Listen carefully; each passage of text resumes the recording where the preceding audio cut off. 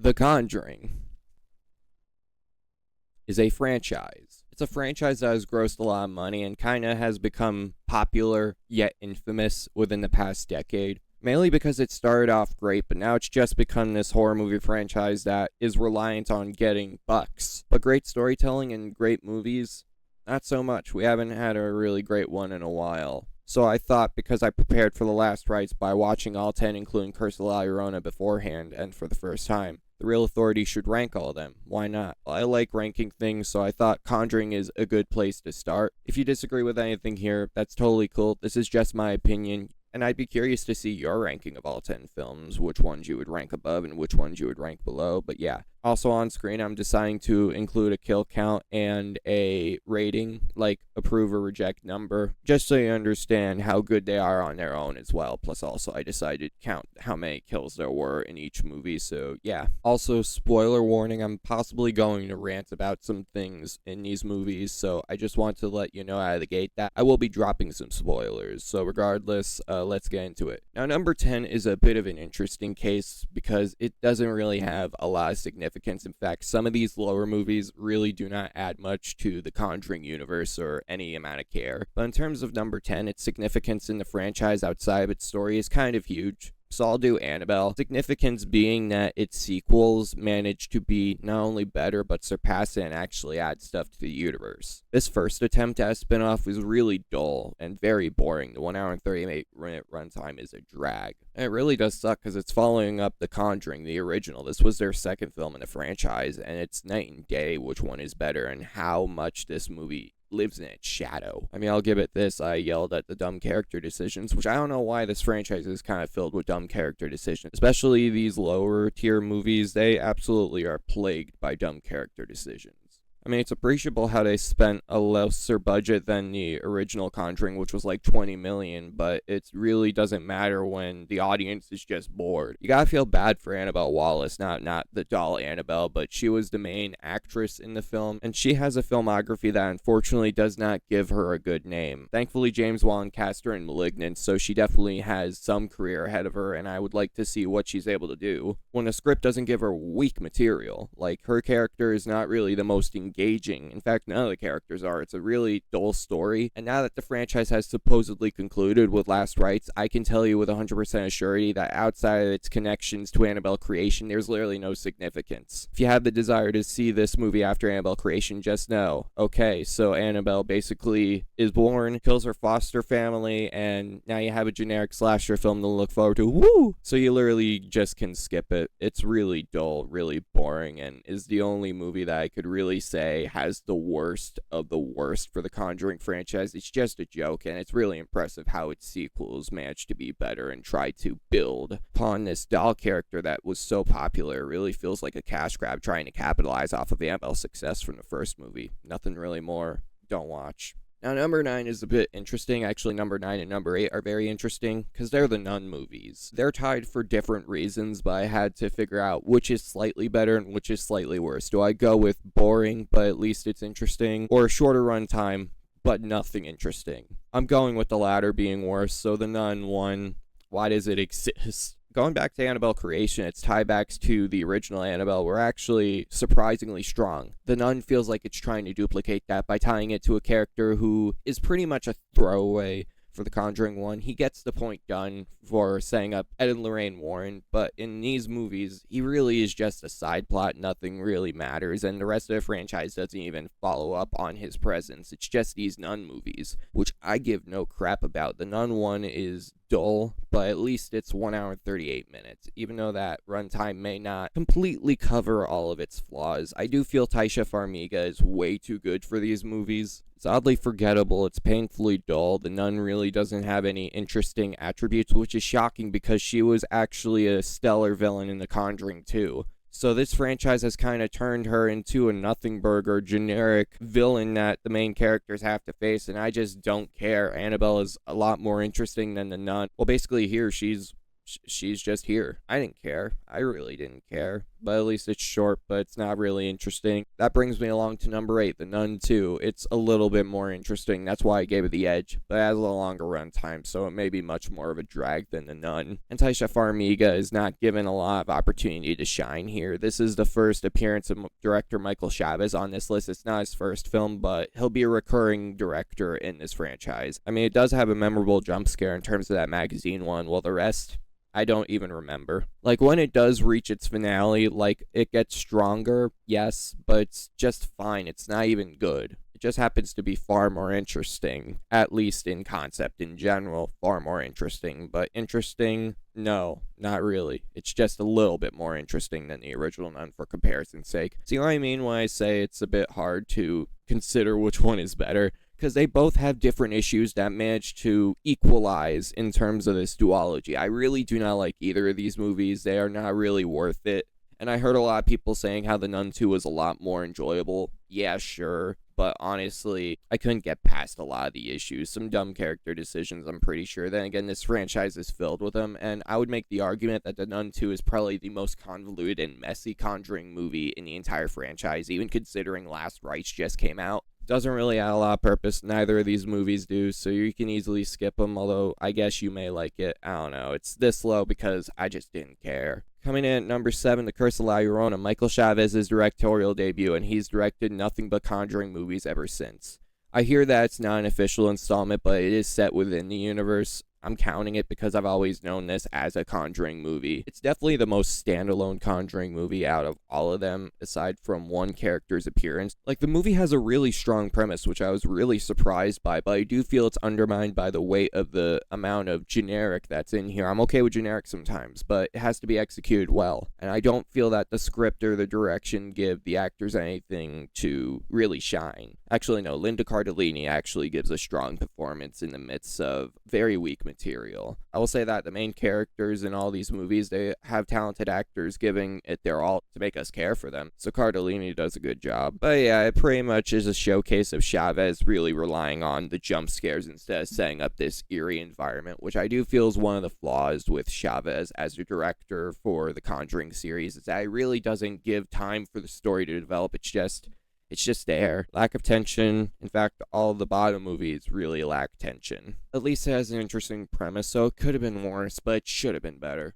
Coming in at number 6, this is a recently released The Conjuring Last Rites. Really underwhelming. It is definitely the weakest of the 4 mainline Conjuring movies, as I said in my review. The family that is being tormented by the demons really do not have a focus this time around, although they do have more of a focus than The Devil Made Me Do It. But it's really mainly focused on the Warrens and Judy as well. But I do feel like that angle kind of just flattens the movie. Like, I care about the Warrens, yes. But one of my favorite scenes is the ping pong scene. That's when you know there's a problem. Again, as I said, the suspense, especially in IMAX, is really strong, but I don't know if you'll get the same reaction if you go outside of a theater or watch it on digital. The acting's still strong. The directing from Chavez on the surface is also solid, and as I said, the climax does do a lot of the picking up, but at that point, it's almost too late. The screenplay really doesn't develop a story worth going on, and I know all these movies are based on a true story, but at this point, it's kind of becoming unbelievable. It's kind of, they're stretching, they're taking so many creative liberties that I just don't buy it anymore.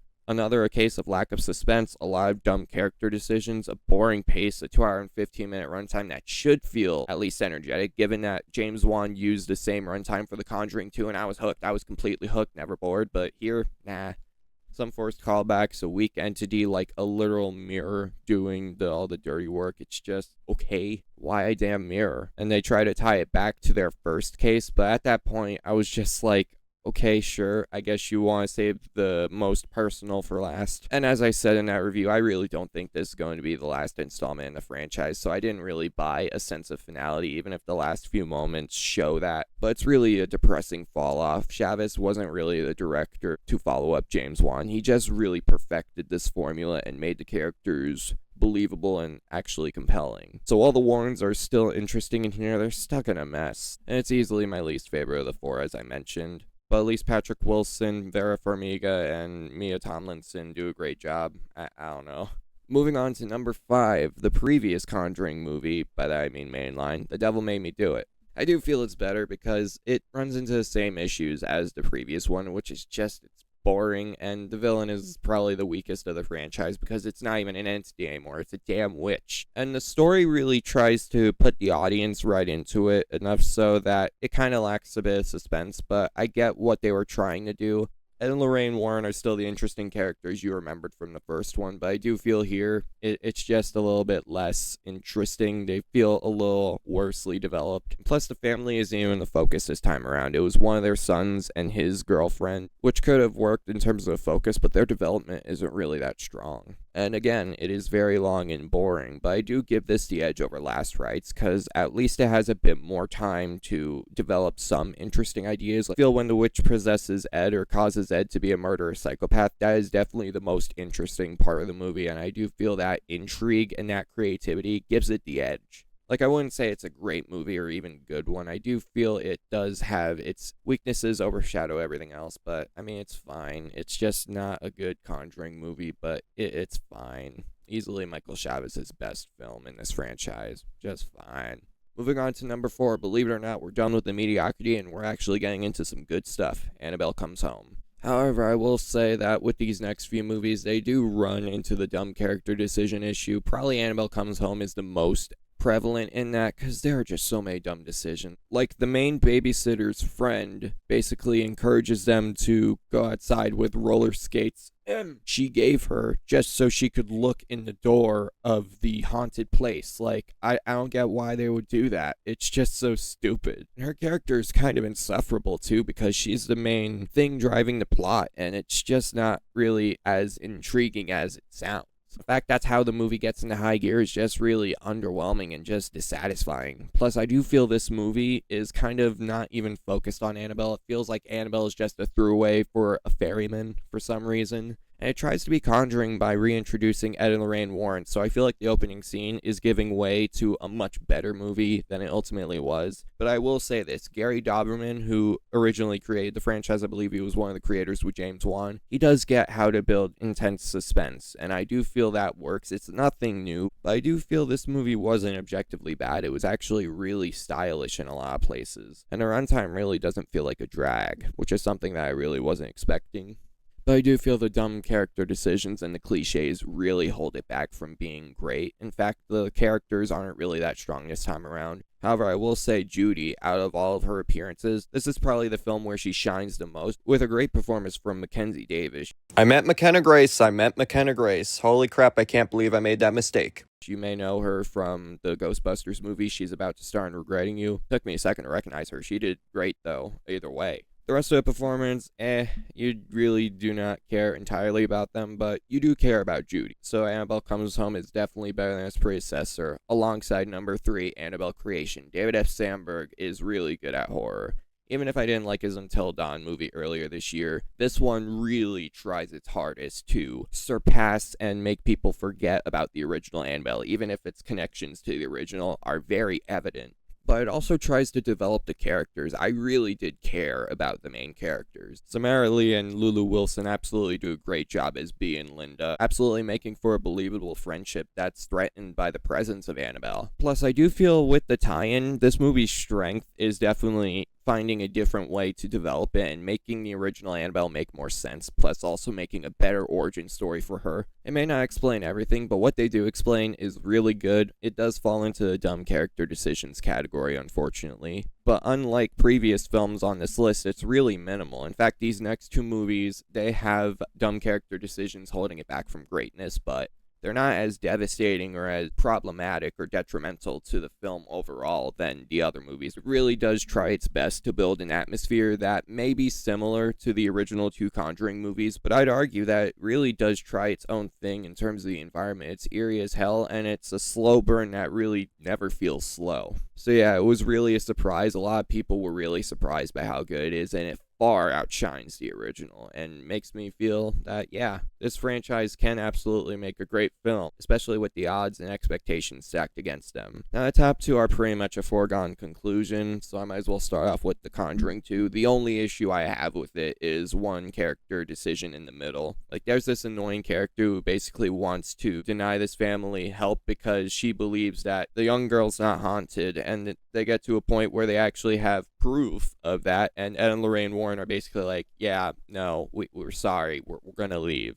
Only to find out that the record tapes of the interviews basically show a different side of the story, basically show that, yes, there is a possession. Which sucks because I do feel it's the only issue holding it back from the original, because it really successfully duplicates that surprise. Maybe not entirely, but I was invested in the family. James Wan knows how to develop these characters. Ed and Lorraine Warren are definitely the main characters, but I'd argue that the family that is being terrorized in the first and the second movie are just as important as Ed and Lorraine Warren. They really do a great job at that. And the thing that really sells me on it is just the fact that it feels like this movie tries to conclude the franchise right away. I do feel it has a better ending than Last Rites, which I was really surprised by. So that makes a pretty successful quadrilogy, and I'll probably watch it down the line, because these top four really do feel like they're trying something different, and they successfully did. James Wan is definitely a horror director that I do appreciate and I do love. He's probably the director I most respect from these movies. He was one of the original creators, and these top movies really show his craft. There's a lot of creativity put in here, and it definitely shows. So Conjuring 2, absolutely number 2. Number 1 was a foregone conclusion, no. The Conjuring. What started off as a revolutionary horror film turned into a franchise filled with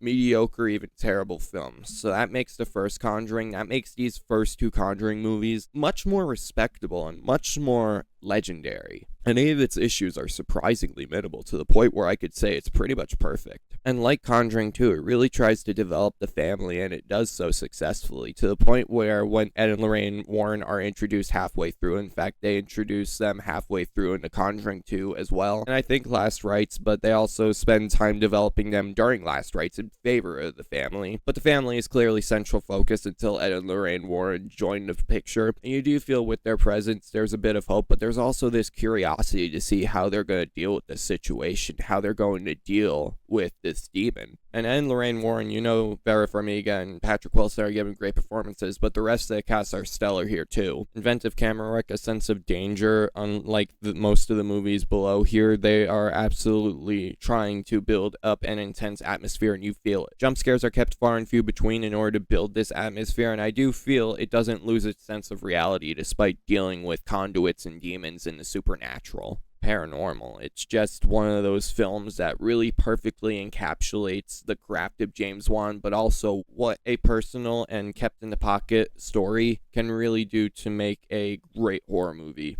I don't know if that makes sense, but I mean, yeah, definitely the best one, and perhaps one of the best horror movies of all time. In conclusion, I really do feel the Conjuring franchise has 4 great movies that I can envision myself watching over and over again. But with the rest of them, they really are just mediocre, which makes me oddly sad, because I don't think Last Rites is going to be the last one. It ends the franchise on a pretty sad note, and I do feel any other attempts to make another movie in this franchise are really just gonna fall flat. James Wan might have set the bar way too high for future directors to do it, but other directors have proven to be able to make their own thing. Gary Dauberman and David F. Sandberg absolutely made stellar installments in this franchise, while the rest of the directors really do not do much. I don't know why Michael Chavez was the go-to director from Devil Made Me Do It onward. So yeah, I can't exactly consider myself a fan, because it has more bad movies than actually good ones. I hate saying that, because there's so much potential with a lot of these movies to actually be good, but I won't exactly rewatch most of them. But for The Conjuring, the first 2, and Annabelle Creation and Annabelle Comes Home, I'm okay with rewatching them. They are actually really good. It's just so depressing that the rest of the franchise kind of became a cash grab, and I was hoping for the best with Last Rites, but it's not. It's not the worst one. It's not the best one. I actually like doing this ranking video. Let me know your thoughts on this ranking video in the comments, and let me know if you want me to do more in the future. And also make sure you leave a like, subscribe to the channel, turn on post notifications, and comment your thoughts in general. Alright, I'm going to go. If you saw Last Rites, let me know your thoughts below. And again, if you happen to see all the Conjuring movies, let me know in the comments below what your personal ranking would be. Peace.